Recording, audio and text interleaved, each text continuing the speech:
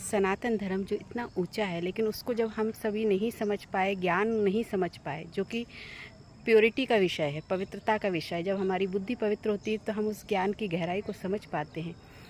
किस तरीके से शिव को नहीं समझा गया कि शिव कौन है, निराकार परमात्मा, ज्योति बिंदु स्वरूप, उसकी कितनी ग्लानि की गई है ना, उसको शरीर का पार्ट बता दिया गया, जबकि वो सर्वोच्च सत्ता है, सृष्टि का आधार है।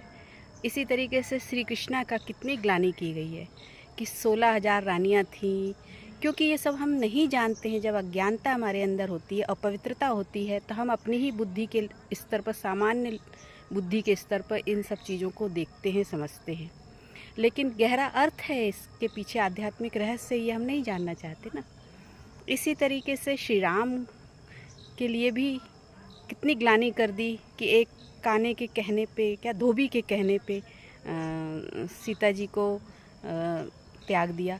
तो ये सब हम आध्यात्मिक रहस्य नहीं जानते तो इतनी ग्लानि करते हम सामान्य मनुष्य की तरह, और फिर जब हम उनका इस तरीके से साधारण रूप में उसका अर्थ लेते हैं, जब उसके गहरे रहस्य को नहीं जानते, तो हम खुद ही अनजाने में अपने धर्म की ग्लानि कर देते हैं। इसी तरीके से ब्रह्मा का अपमान किया गया है कि अपनी पुत्री से ही उन्होंने विवाह किया।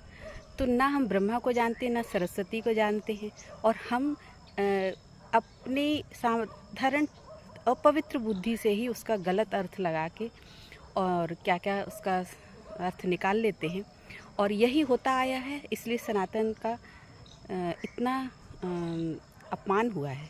इसीलिए कहते हैं ना, जब जब धर्म की अति ग्लानि होगी तो परमात्मा स्वयं आकर सत्य ज्ञान देंगे।